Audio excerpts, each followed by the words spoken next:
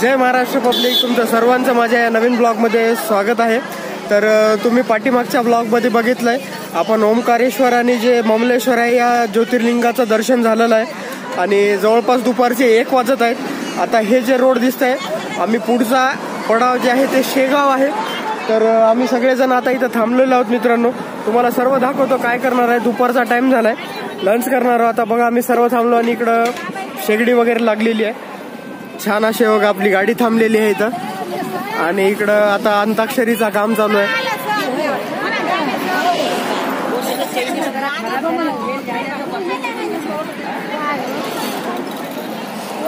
आज उपास असल्यामुळे बघा इकडं उसळ बनते आणि याच्यामध्ये डाळ लावलेली आहे। याचं पण प्रिपरेशन कसं चालू आहे मी ते पण दाखवतो। हे बघा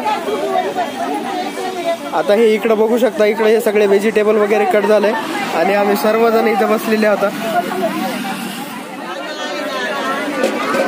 किती छान अशी अंताक्षरीची मैफिल रंगली बघा।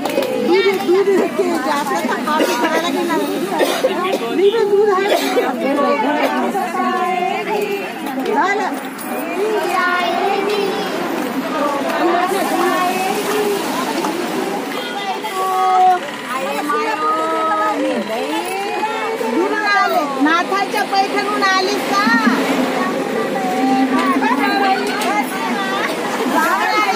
गटोड्यात विकायला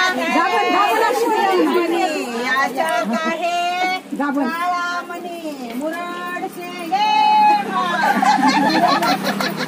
नाताला काही गोड लागली काय? मुरड शेंगे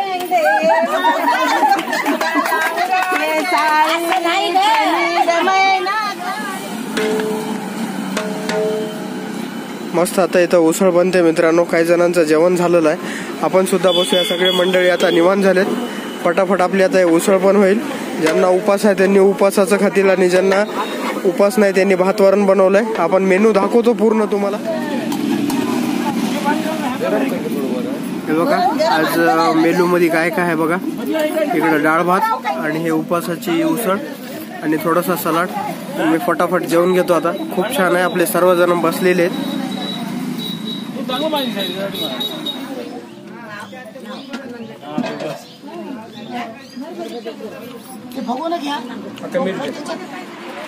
फायनली मित्रांनो बघा हे जागा होती आपली। आता आपलं इथं लंच वगैरे झालेलं आहे आणि ऑलमोस्ट अर्धे मंडळी गाडीमध्ये बसलेत, अर्धे इथं आहे। आता आपला इथला प्रवास जे आहे पुढे शेगावसाठी कंटिन्यू होणार आहे। इथून जवळपास आपला एक रन 3 ते 4 घंट्याचा आहे। तर लवकरात आपण तिकडं निघूया। या स्पॉटचं सांगायचं म्हणजे मित्रांनो आम्हाला इथं चूल वगैरे सगळं होती आणि हे दिसतं इथं पाठीमागे हे पाण्याची सोय सुद्धा आहे। ते एवढं भारी होतं, थंडगार पाणी आणि पियासारखं पण आहे, ड्रिंकिंग वॉटर।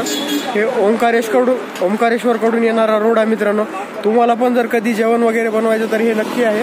आणि इथे एक बघा हे गौशाळा आहे, व्हिडिओ पॉज करून बघून घ्या, तिथं आहे हे ओमकारेश्वरचं जे हायवे दाखवतात ते। तर चला आपण इकडून निघूया।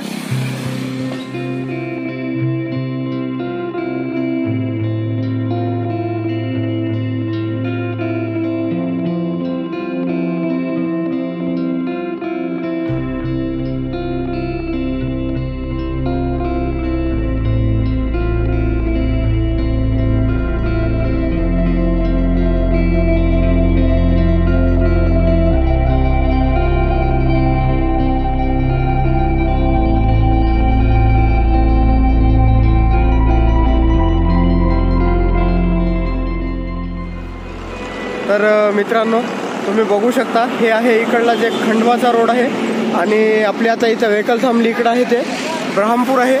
आपण आहेत आता नॅशनल हायवे 753L वर। असाच आता आपल्याला 55 किलोमीटर कंप्लीट केल्याच्या नंतर ब्रह्मपूर लागणार आहे आणि एकदम बढिया प्रवास चालू आहे। आता आपण या हॉटेलवर थांबलेलो आहे, थोडा असं ब्रेकफास्ट वगैरे करायचं आपल्याला। तर चला आपण तिथं जाऊ, बघूया कसं आहे काय काय नाही।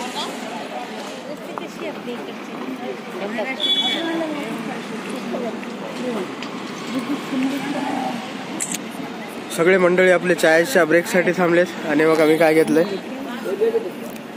काय पाहिजे तर मित्रांनो आता आपण खंडवापासून 30 किलोमीटर अंतरावर आहे आणि हे पाठीमागे बघू शकता.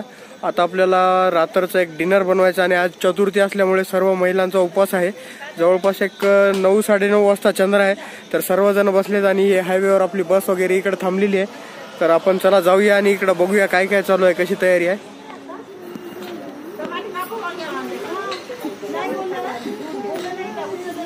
मस्त आता तुम्ही बघू शकता इथं सर्वजण बसलेत आता आणि आपली इथं आता शेगडी पण चालू झाली. किती मस्त काम चालू आहे बघा तुम्ही.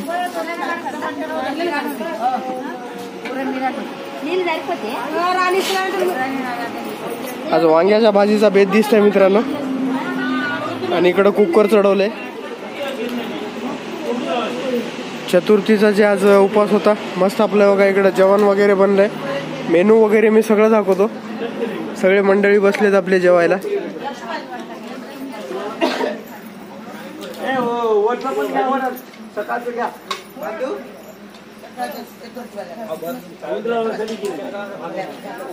मस्त सर्वजण आता जेवणाचा आनंद घेत आहेत. इकडे पण हे बघा आपले काही मंडळी बसलेत.